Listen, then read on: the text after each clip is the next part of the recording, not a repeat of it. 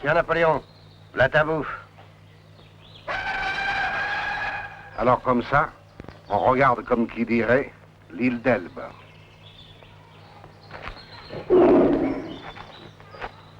Oui, on regarde l'île d'Elbe. On n'a pas le droit? Si, on a tous les droits, maintenant que Sa Majesté le Roi est là. À propos, Sa Majesté a fait un discours superbe à la Chambre. Je suis sûr que vous brûlez d'envie de le lire. Un homme distingué comme vous est forcément intéressé par les faits et gestes de Sa Majesté, n'est-ce pas? Forcément est le mot. Votre serviteur, monsieur. Je ne sais pas ce qui me retient. Vous ne le savez pas? Je vais vous le dire. L'ennui quand on est mouchard ou provocateur, c'est que tout le monde vous méprise. Même vos employeurs. Et que le mépris finit par peser très lourd. Vous ne pouvez plus vous conduire en homme. Vous n'avez plus la force. C'est vous le provocateur. Vous faites tout ce que vous pouvez pour me provoquer. Allons donc. Il n'y a pas d'homme plus calme que moi à Paris. Tout le monde sait cela. Même sous les Bourbons, je garde mon empire.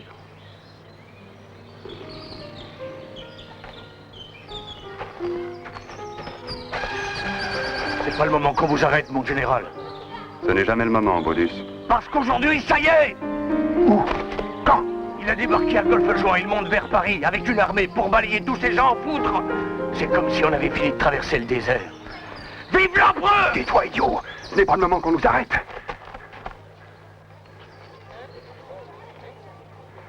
Vive l'empereur. Le ralliement de la Bédoyère à l'empereur est capital, mais Grenoble n'est pas tout.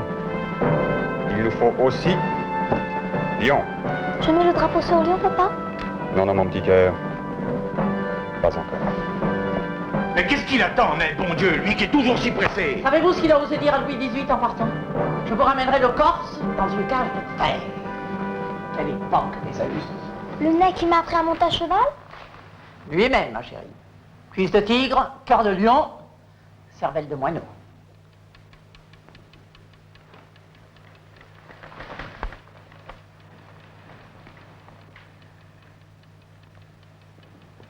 Comment te sens-tu, ma chérie? Faible, mais si heureuse. Comment l'appellerons-nous? Napoléon, bien sûr. Qu'est-ce que tu veux? Un petit frère ou une petite sœur? Pour l'instant, je voudrais surtout du soufflet. Toi, le retour de l'île d'Elbe, pourvu que tu dévores. Quand l'histoire de France me plaît, ça me donne faim. Serralier! Né Serralier! La plus belle des nouvelles. Et apportée par un ami. Allons! Le brave des braves est un brave homme. Je retire le moineau! Je mets le drapeau sur Lyon, papa? Tu le mettras sur Paris dans 8 jours. Jean-Marie? Mon général? Ah, mes enfants, le soufflet s'effondre comme les Bourbons. Fermé ici, aux Tuileries. Et ensuite, ma nièce. Ensuite, Votre Majesté annonce à son peuple qu'elle se battra contre l'usurpateur et que nous nous battrons tous avec elle. Vous avez raison, madame. Vous êtes le bon conseil et l'honneur. Qu'on apporte tous les fusils disponibles, qu'on barricade les fenêtres, qu'on installe des canons. Si la bataille doit s'engager, que Dieu nous donne la victoire. Mais si elle doit être perdue, qu'il m'accorde la grâce d'y mourir. Le duc de Cazes est là. Entre, mon petit. Alors, Son Altesse Royale, Madame la Duchesse d'Angoulême, m'avait demandé de recenser dans tout le château les partisans de la résistance à outrance. Je n'en ai trouvé aucun, sire, à part moi. Mais si je me réconciliais avec Fouché? Ce régicide? Quand on se noie, disent les Turcs, on se raccroche à un serpent. Où est Fouché? Introuvable, sire. Oh, mon pauvre petit, mon pauvre petit. Puis-je me permettre de demander à Votre Majesté la permission de lui poser une question? Oui, madame, vous pouvez. Votre Majesté a-t-elle décidé de ce qu'elle veut faire? Oui, madame. nos bagages.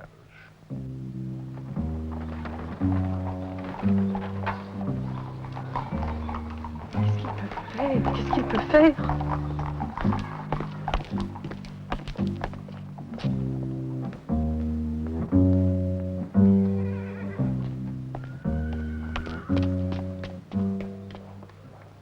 Je désire voir le ministre.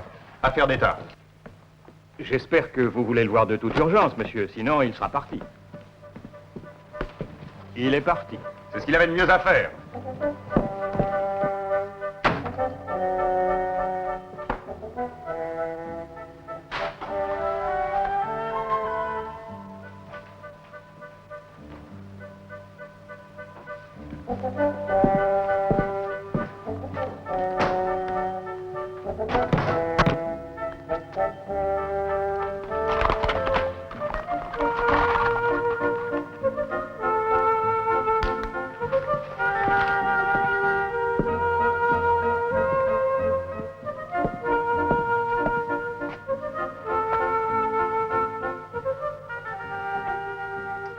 Bien.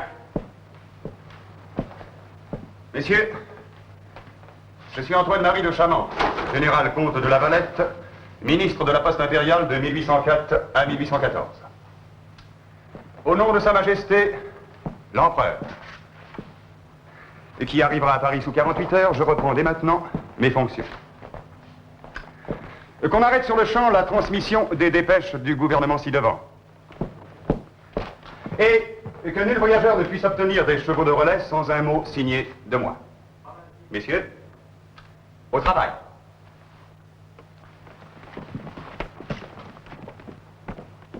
Monsieur le ministre, Oui, monsieur le duc d'Otrante demande à être reçu. faites-le entrer. Cher général, cher comte, cher ministre, cher ami, cher Lavalette. Cher Fouché, Quel plaisir de vous revoir, mon bon. Ça, vous n'imaginez pas ce que l'on pouvait s'ennuyer avec Louis XVIII. Il dormait tout le temps. il devrait tout de même bien ouvrir un œil de temps en temps pour regarder votre cocarde blanche. Je présume que Sa Majesté impériale aura besoin de moi bientôt. Oui, je suis un homme très soigneux, Lavalette. J'ai des milliers et des milliers de fiches.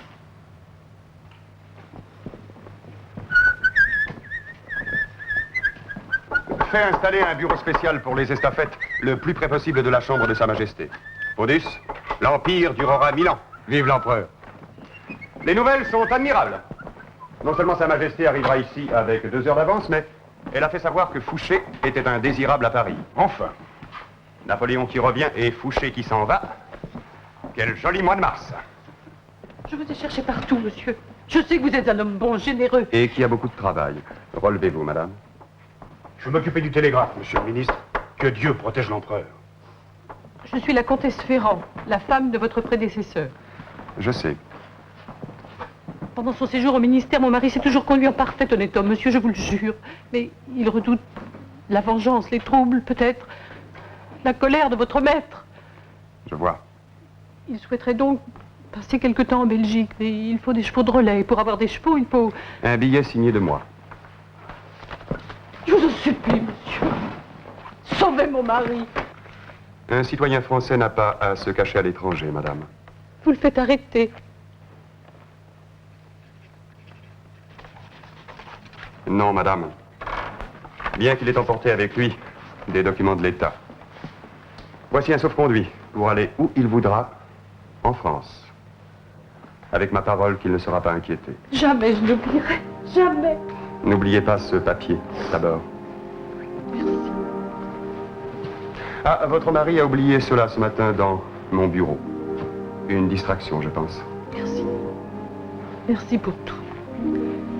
Je sais que la comtesse de la Valette attend un enfant. Je prierai tous les jours pour elle et pour lui. Et pour vous.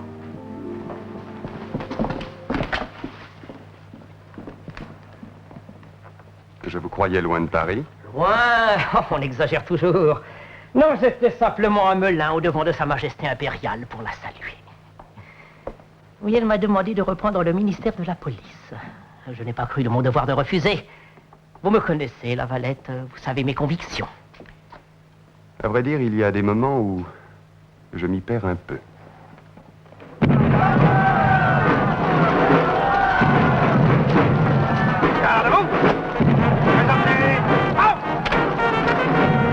L'empereur devait arriver à Paris le 21 mars, pour le printemps. Il arriva le 20, pour l'anniversaire de son fils.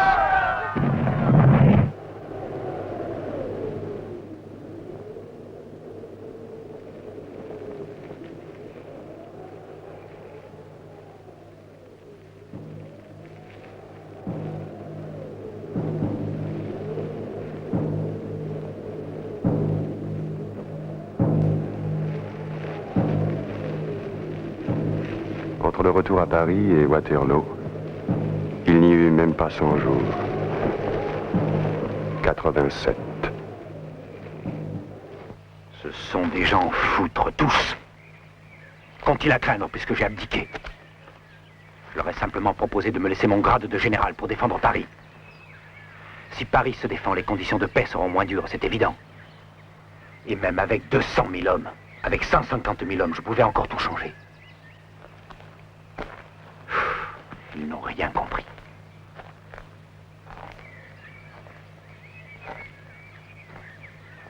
Ici, c'est la mort. Joséphine morte il y a 1 an. L'Empire mort avant-hier. La Malmaison porte bien son nom. La maison du malheur.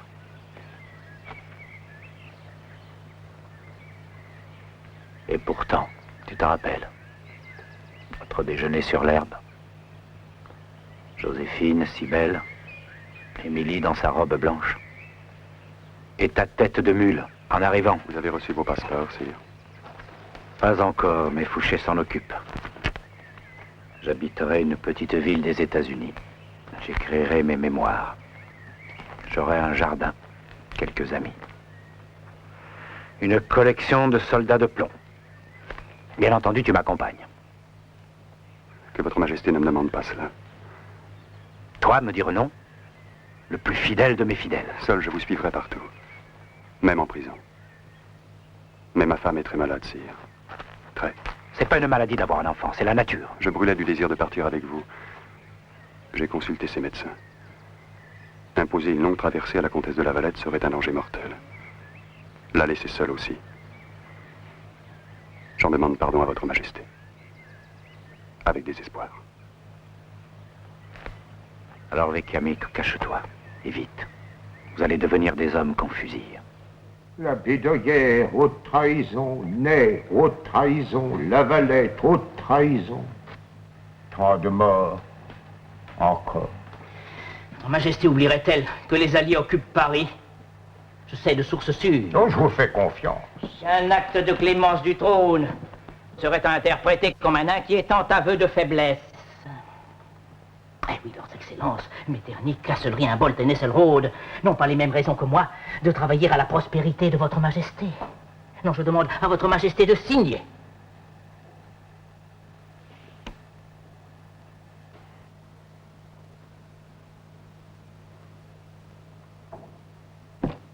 Mais qu'est-ce que l'exécution de 57 misérables face au bonheur et à la sécurité de 30 millions de Français, de l'État et du roi? Je signe. Mais à une condition. Votre Majesté n'a qu'à parler. Je veux que mon petit Decazes soit préfet de police. J'allais vous le proposer, sire.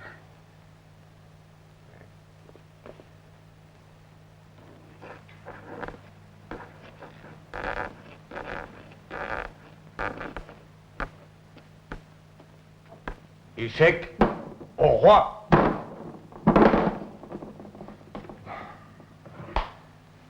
Pardon, Brutus. Mais, échec au roi, je ne peux plus entendre ces mots-là.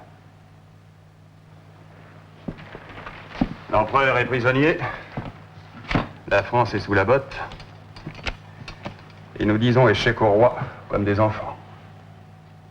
Mais il a gagné, le roi, Brutus. Et notre vie est finie. Je sais. On ne rend pas visite à un ami à 6 heures du matin. Mais j'ai des nouvelles affreuses. Le maréchal Brune a été massacré en Avignon. On parle de proscription générale. Il y a partout des rafles dans Paris depuis cette nuit. Je vous en supplie, faites comme Ney. Cachez-vous loin d'une grande ville, dans un refuge sûr, sinon... Je vous rends grâce de votre sollicitude, ma très chère amie. Mais ne craignez rien pour moi. Ney avait prêté serment de fidélité au Bourbon. Moi, non. Que pourrait-on me reprocher? Mais vous êtes fou, la Valette. Ou vous le faites exprès? Je reste à Paris. Près de ma femme et de ma fille. Fuir serait avouer une faute. Je n'ai commis aucune faute. Mais vous serez arrêté demain. Après-demain. Aujourd'hui, peut-être. Fouché a touché ses 30 deniers. Il faut qu'il les mérite maintenant. Je n'ai trahi personne, je n'ai tué personne. On ne m'arrêtera pas. Vous n'êtes qu'un idiot, je le sais. L'empereur me l'a déjà dit.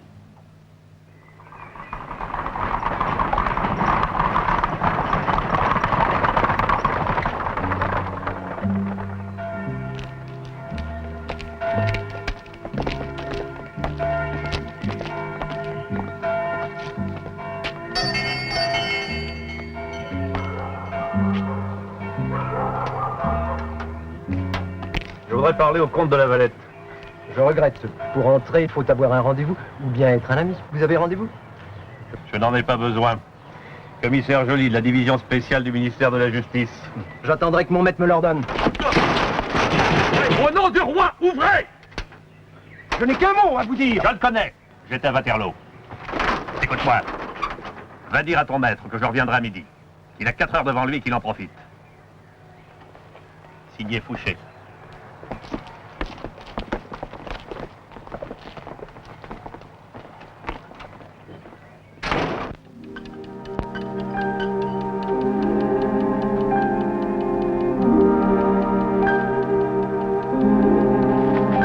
La récolte du cabinet noir, monsieur Paul. Merci.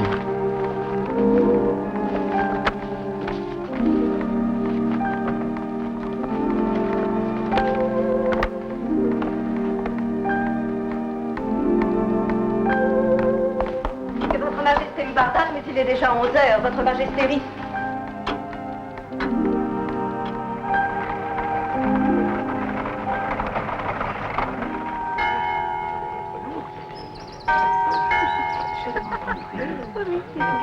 Eh, chef, il est midi. Une seconde, Albéric. Tu vois bien que je suis occupé. Mais chef, sur votre respect, c'est la Valette. On l'arrête ou pas? Ah, ne pense pas, Albéric. Un policier qui pense, c'est très mauvais pour l'avancement. Messieurs, mon maître vous prie de l'excuser. Madame la comtesse est souffrante et... Et monsieur le comte de la Valette l'a emmené à la campagne pour sa convalescence. Cela est très grave. Cela constitue une fuite caractérisée devant les rigueurs de la loi. Son Excellence, le ministre de la Police, appréciera. Il appréciera quoi, monsieur? Mais monsieur de la Valette, je vous croyais parti de Paris. La comtesse étant souffrante, comme on vous l'a certainement dit, j'ai dû attendre le départ des médecins. Les Lavalette ne fuient pas, monsieur. Et ils n'ont aucun conseil à recevoir d'un Fouché. Je suis à votre disposition.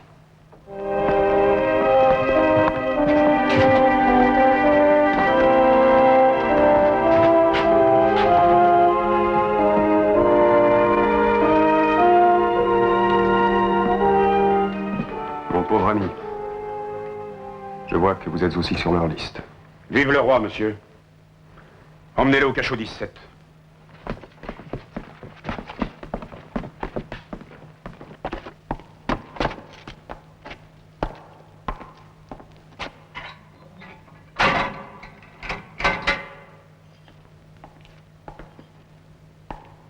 Et voilà, la Valette, général, comte et ministre de Sa Majesté Napoléon Ier, 1769-1815.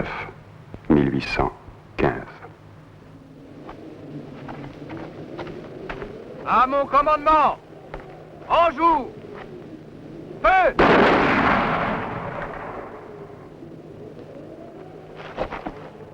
fusillé la Bédoyère le 19 août. Bien que Fouché, oui, Fouché, ait tout fait pour le sauver. À la nouvelle de cette exécution que mes gardiens furent trop heureux de m'apprendre, j'ai soudain oublié mon cachot, mes chaînes, mes insultes. Et j'ai revu le paysage où, pour la première fois, tout a commencé. Un paysage de marais et de fondrières, près de Venise, en 1796. Avec un malheureux petit pont de bois. Ce lieutenant, c'est moi. Sur le champ de bataille, le soir, de l'autre côté du pont, j'ai été nommé capitaine et aide de camp de Bonaparte.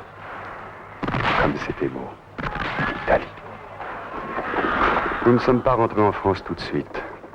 Nous nous sommes, si j'ose dire, beaucoup promenés. Rivoli, Mantoue, Bologne, Ancône, Tolentino, Trévise, Tarvis, Trieste, Neumarkt, Klagenfurt, Leuben, Venise, Milan, Campo Formio. Nous ne comptions plus les victoires, les places fortes prises d'assaut, les redditions sans condition. Le retour à Paris a été triomphal. Une surprise attendait Bonaparte. La rue Chantraine, où il habitait, était devenue en son honneur rue de la Victoire. Là, nous avons préparé un grand rêve. La Valette, il faut aller en Orient. Toutes les vraies gloires viennent de là. Et puis à Paris, tout s'use. Si je reste ici sans rien faire, je suis perdu. Tiens, regarde. C'est le seul moyen de briser la puissance anglaise. L'Égypte conquise, je marche sur la Syrie, la Perse et les Indes. Tu as calculé ce qu'il nous faut pour traverser 40 000 hommes? 13 bâtiments de ligne, 14 frégates, 297 navires de charge. Et pas de Nelson. Eh bien, mes robes. Quelle robe? Ça fait 3 heures que le couturier attend, mon chéri. Qu'il attende. Il est minuit, mon cœur. Viens, sois gentil.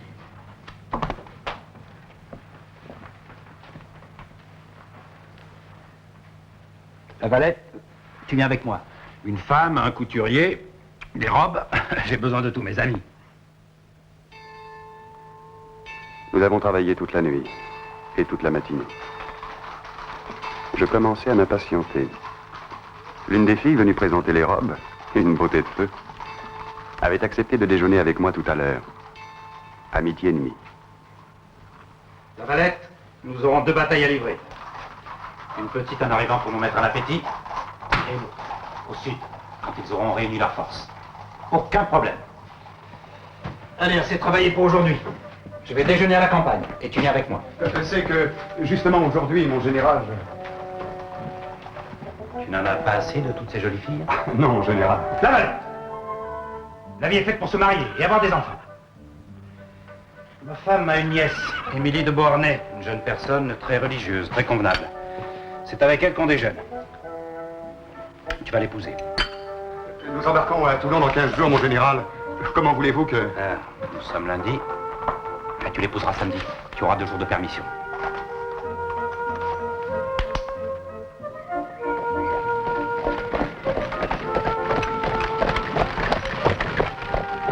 Tu m'achètes la malmaison, tu vas faire tes batailles, tu reviens et nous vivons ici comme des rois avec nos enfants, nos chats, nos amis.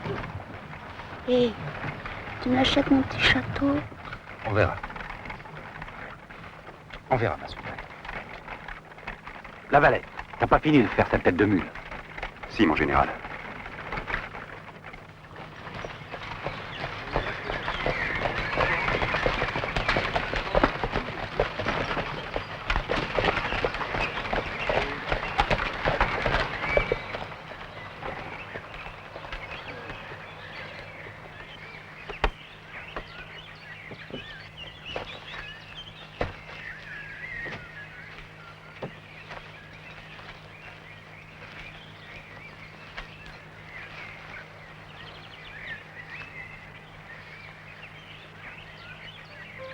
Je te rappelle notre déjeuner sur l'herbe.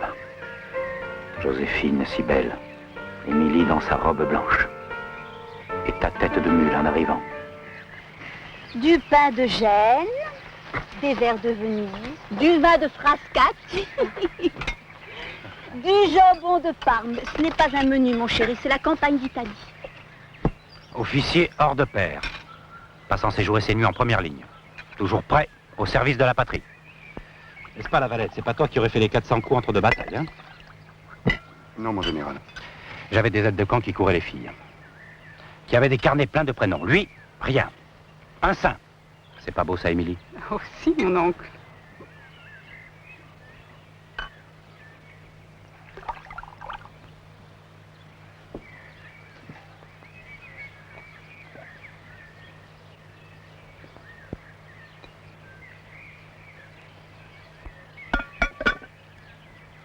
On n'est pas bien ici, les amoureux?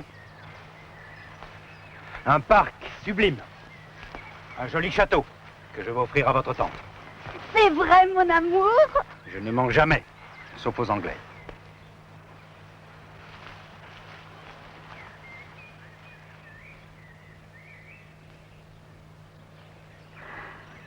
Il fait très beau.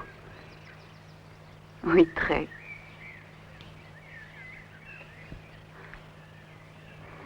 Mademoiselle, je n'ai pour fortune que mon épée et la bienveillance du général. Et je repars à la guerre dans 15 jours pour très longtemps. Si l'idée de ce mariage vous fait horreur, dites-le-moi sans inquiétude, comme à un ami. Je prendrai la responsabilité du refus pour que vous n'en souffriez nul mal. Je suis à vos ordres. À mes ordres, capitaine? N'en doutez pas. Alors donnez-moi la main. J'ai envie de me promener, moi aussi.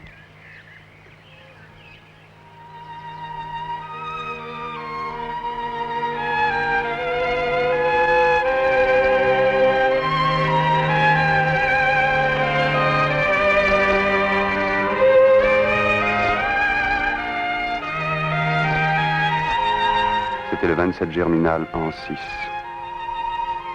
Nous sommes mariés 6 jours plus tard. Et nous n'avons jamais cessé de nous aimer.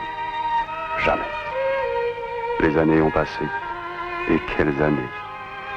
Mais Émilie est toujours restée mon bonheur. Ma fierté. Où est cette haute trahison dont on m'accuse?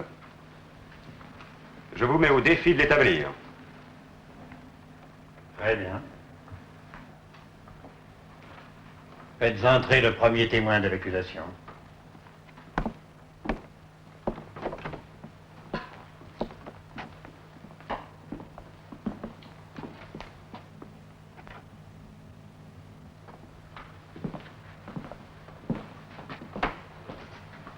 Le 19 mars dernier, l'homme que vous jugez est entré de force au ministère de la Poste et a occupé les locaux en invoquant le nom de l'usurpateur. J'y étais, j'ai tout vu. Ce n'est pas tout. Le même jour, j'ai revu cet homme aux Tuileries. Pour sauver mon mari, j'ai exigé un sauf-conduit. Eh bien, messieurs, le papier que m'a remis l'accusé était rédigé, j'en frémis encore, était rédigé au nom de Sa Majesté impériale. Que Dieu protège le roi. Avez-vous quelque chose à déclarer? Oui, Monsieur le Président. Je ne serais pas exagérément fier d'être le mari de cette dame. Déclare Antoine-Marie Chamand de Lavalette, coupable de haute trahison et en vertu des articles 74 et 75 du Code de justice, le condamne à la peine de mort. Mon pauvre ami. Ce n'est rien, maître. Un simple boulet de canon. Depuis ma condamnation le 20 novembre, j'ai été transféré ici, à la conciergerie. Je ne suis pas seul. La petite flûte, c'est le maréchal Ney. Hier, j'ai reçu ma première visite, celle du fidèle Bauduus. Il venait m'apprendre qu'Émilie était tombée en syncope à la nouvelle du verdict. Dans la nuit, elle a accouché d'un petit garçon.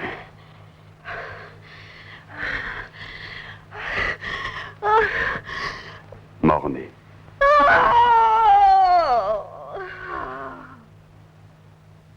Mais tu sais bien ce que dit mon frère. Et si on ne fusille pas Lavalette, on ne pourra pas fusiller Ney. Quel nigaud, ce n'est. Il nous a fait plus de mal en se laissant prendre qu'en nous trahissant. Justement, sire. Gracier la Valette. On verra, on verra. Le pays est calme de nouveau. Que le trône en profite. Ah non, si notre nièce nous le demande, nous accepterons.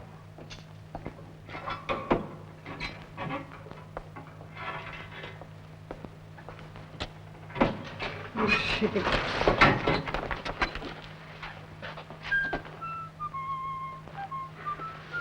J'ai de bonnes nouvelles.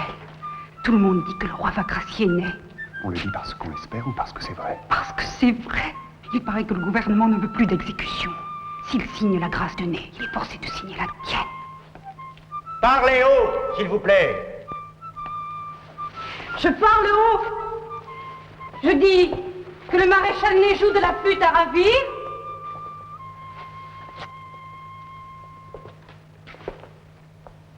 Et que j'ai l'honneur de m'appeler Madame de la Valette.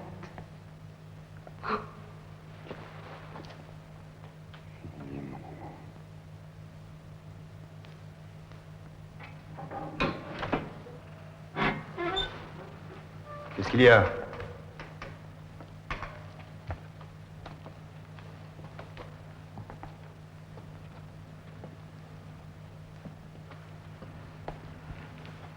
La grâce est refusée, c'est cela. Très bien. Non, monsieur. Mais l'autre soir, monsieur le maréchal Ney avait entendu Madame de la Valette crier qu'il jouait très bien. Tout à l'heure,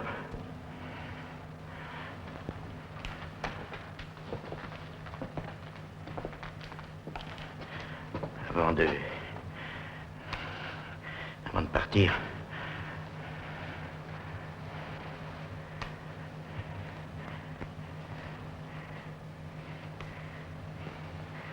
il me l'a donné pour vous.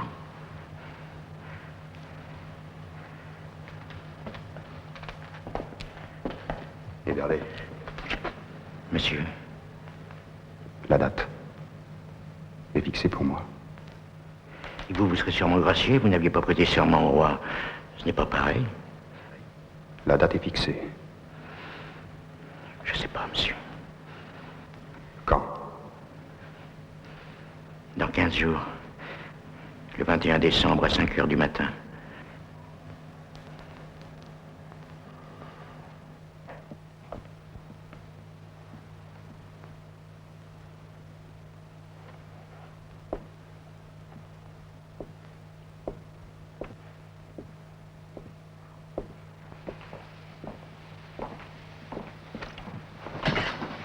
Je supplie votre majesté d'accorder sa grâce au comte de la Valette, mon mari. Relevez-vous, madame. Que votre majesté et votre Altesse veuillent bien se souvenir que le 10 août 1792, alors que ce château était assiégé par des milliers de Parisiens, l'un des rares défenseurs de la famille de votre majesté s'appelait Antoine de la Valette. Eh bien, madame. Eh bien, madame. Vous savez quel poids nous accordons à vos avis? J'ignorais que monsieur de la Valette fut aux Tuileries durant cette journée. Donc, vous? Que votre majesté me pardonne, je n'ai rien à dire.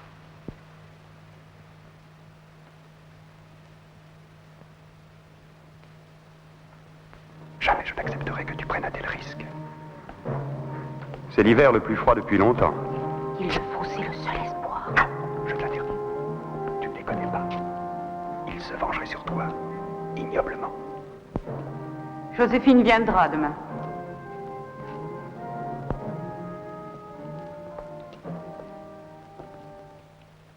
Si tu refuses, mon choix est fait.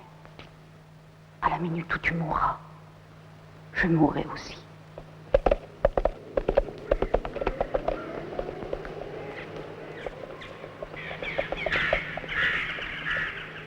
Le convoi arrivera à 5h moins le quart. Les hommes du peloton sont sûrs? Je les ai choisis moi-même, monsieur. La Valette est un homme courageux. Je crois que tout se passera correctement. Le cercueil?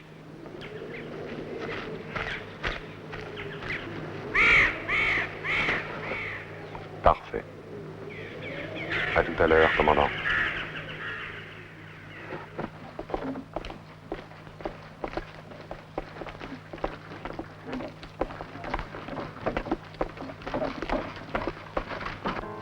Tu as bien compris tout ce que tu dois faire.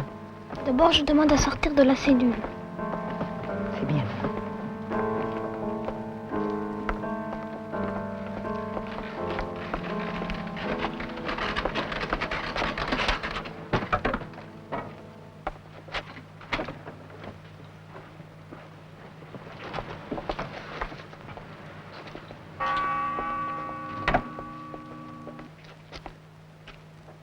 Tout dépend de vous, mes amis.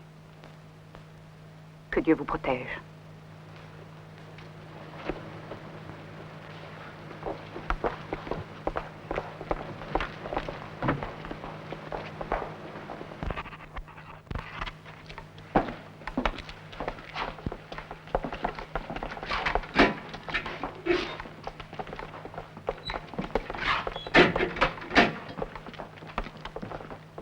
Qu'est-ce que ça pince dehors? Attendez 4 heures du matin. Ceux qui sont venus chercher Ney, ils claquaient des dents. Non, je ne veux pas.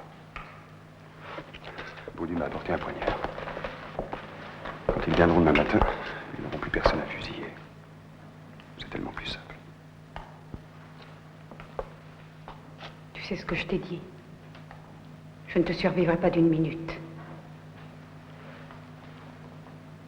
Je t'en supplie. Accepte.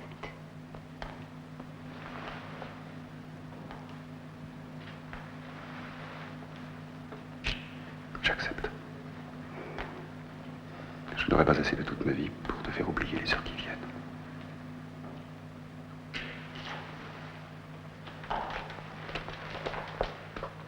Va. Appelle-le.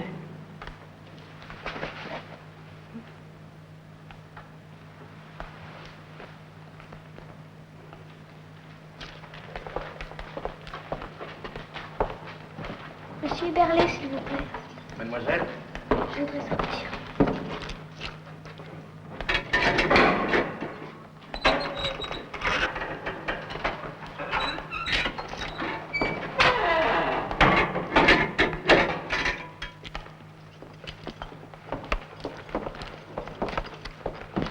Mes parents veulent rester seuls pour se dire adieu.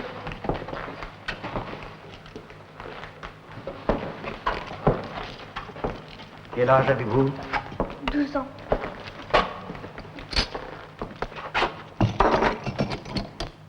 J'ai une grande jeune fille comme vous. Très travailleuse, très intelligente. Elle est lingère chez son Altesse la Duchesse d'Angoulême. Je hais la duchesse d'Angoulême. C'est elle. La chaise à porteur est à droite en sortant. Les porteurs t'attendent. Ils t'amèneront à une voiture. Baudus, tout prépare. J'essaierai d'aller à Bruxelles.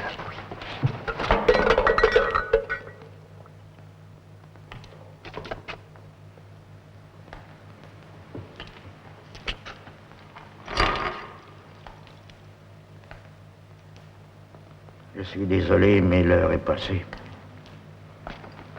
Encore une petite minute, s'il vous plaît.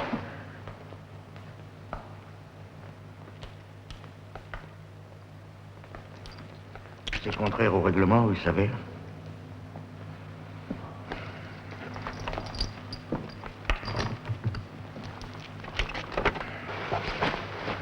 Tes cheveux. Huberlet va tout de suite te reconnaître à tes cheveux. Non, mon amour.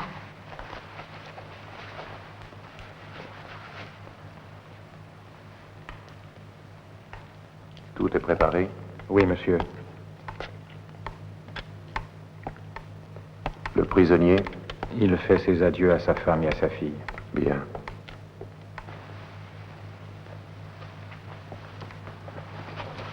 Attention aux portes.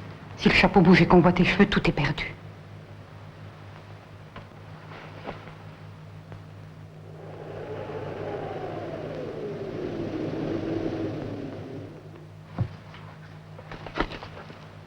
Allez embrasser votre père, mademoiselle. Il est temps.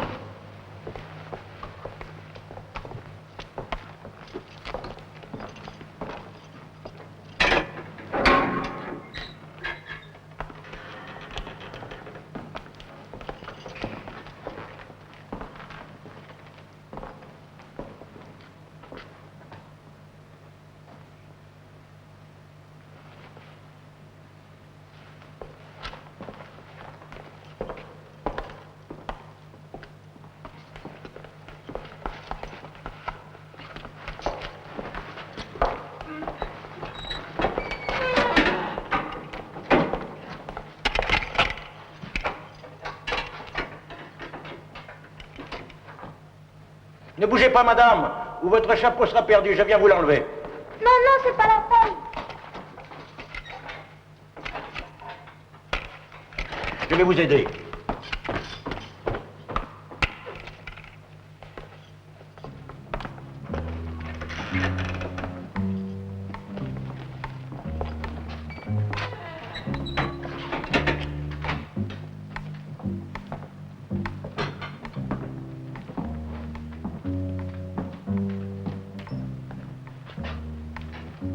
La nuit est très froide, madame. Je vous ai fait préparer du café. Croyez-moi, cela vous fera grand bien. Je m'excuse, monsieur, mais jamais mon père ne boit de café. Ni ma mère, bien sûr.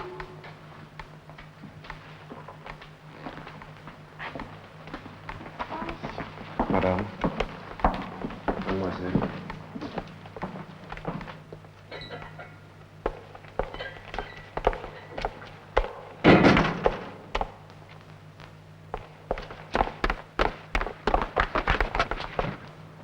Ce n'est pas vrai.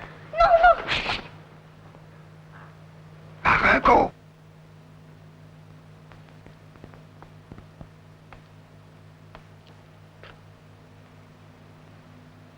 Comment est-il? Prostré. On ne peut pas rester là. Partons à pied. Mais pour aller où? Au rendez-vous avec la voiture de Brutus. Je ne sais pas où c'est.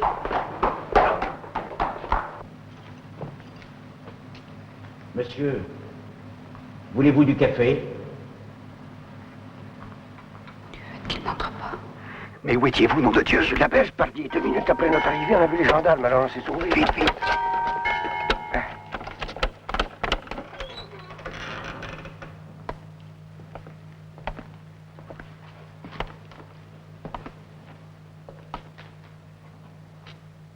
Monsieur le comte.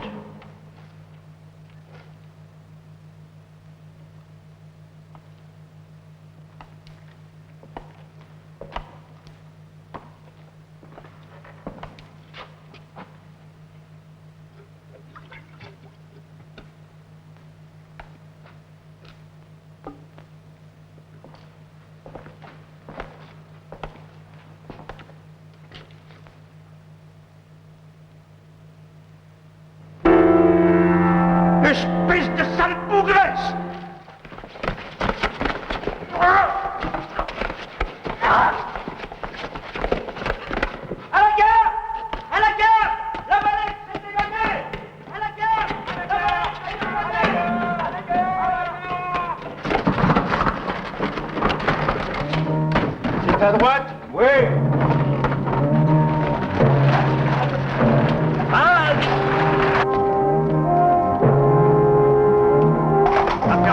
Vite.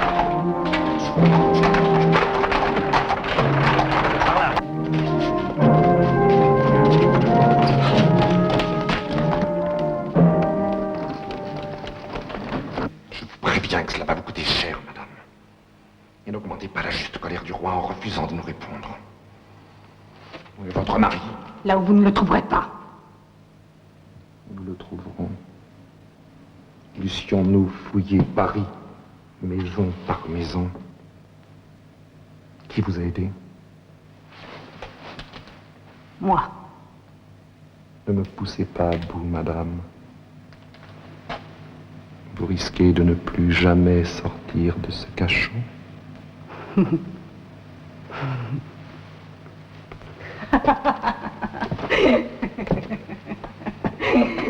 est votre mari? Je vous donne 10 secondes pour me répondre.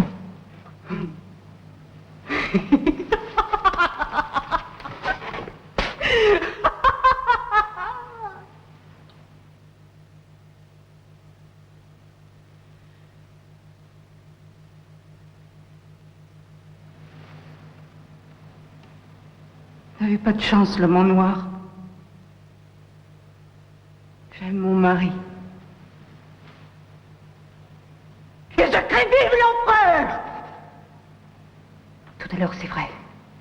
J'ai eu peur de vous, de votre colère, de votre violence, de vos cachots. Maintenant,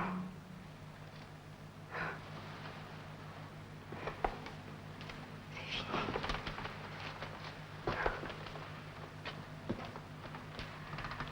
Alors je sais. Oui. Je sais que vous ne retrouverez jamais le comte de La Valette. Vous les avez vus, ces bandits? Oui, ils sont tournés à droite. Je la situe. Vite!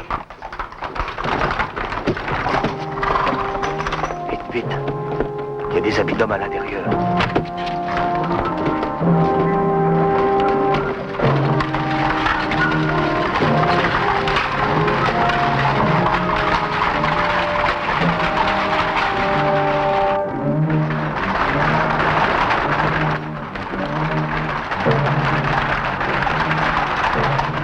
La chaise à porteur. Par là, mon officier. Allez.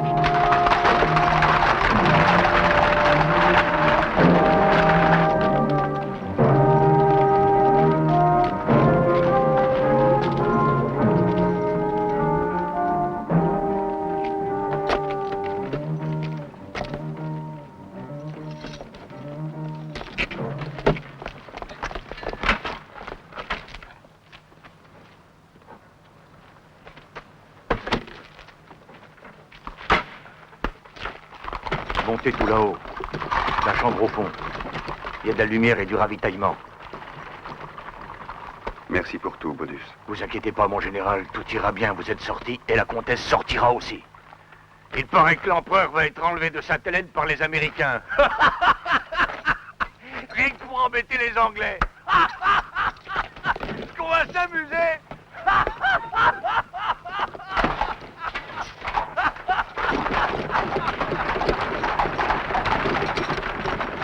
Nous allons vivre dans un grand château, en province. Ta maman nous rejoindra. Maintenant dors, mon petit soldat. Et si les policiers nous arrêtent, nous interrogent, qu'est-ce que vous leur répondrez? Est-ce que je leur répondrai, mon oncle? Ça! C'est un désastre politique. Les Alliés vont nous croire complices. Au pire, impuissants. Monsieur de La Valette s'est évadé hier soir à 9h, sire.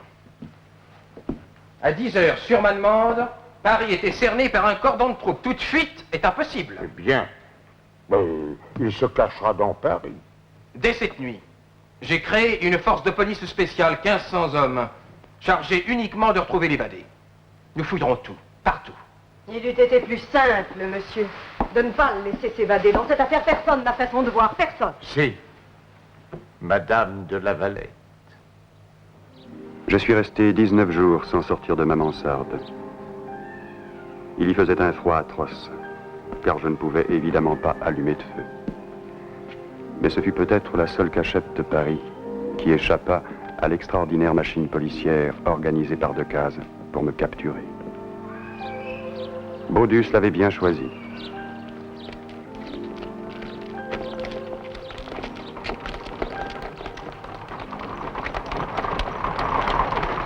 Qui aurait pu imaginer que je me cachais dans un ministère?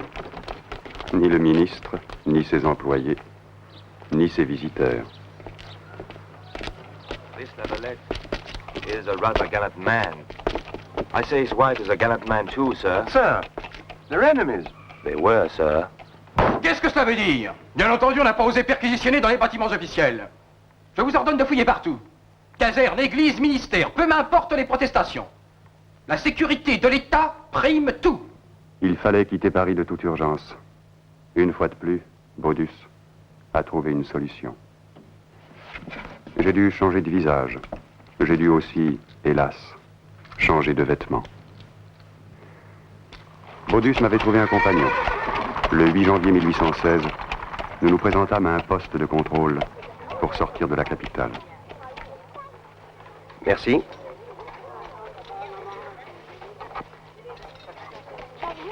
Headquarters of British force in France. Mission to Brussels.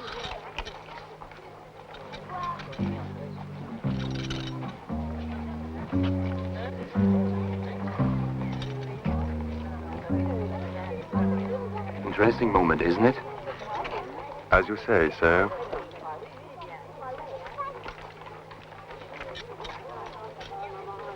Thank you.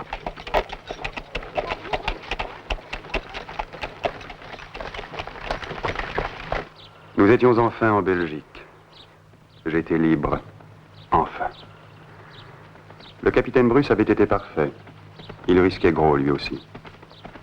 Mais une dernière épreuve m'attendait. Je suis désolé, la Valette.